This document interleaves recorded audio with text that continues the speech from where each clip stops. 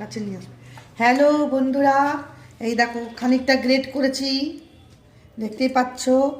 এটা হচ্ছে খোয়াটাকে গ্রেট করা হয়েছে, আর বাকিটাও আমি এখন এইভাবে গ্রেট করে নিচ্ছি। সব তো সরঞ্জাম আনা হয়ে গেছে, কিন্তু এখন সেগুলো তো বানাতে হবে। তো বানানোর জন্য আমি আজকে শুরু করছি, পুরটা বানাবো। আর এখানে দেখো, তোমাদের দেখাচ্ছি, এখানে একটা মিষ্টি বানিয়েছি ঘরে, পুরো ঘিয়ের চাকতি দেওয়া।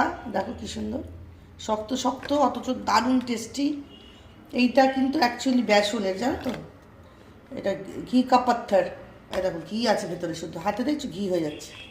এত টেস্টি না এই মিষ্টিটাই। দেখো দেখো দেখাচ্ছি তাহলে, মুখে দিলে মিলিয়ে যাবে, অথচ ঘিয়ের গন্ধ আর দারুণ একটা সুগন্ধ, খুব দারুণ টেস্টি। একদম গামলা ভর্তি ছিল, ছেলে খেয়ে খেয়ে উঠিয়ে দিয়েছে, আরও খাচ্ছে ঘুরে ঘুরে, ওই জন্যই বানানো।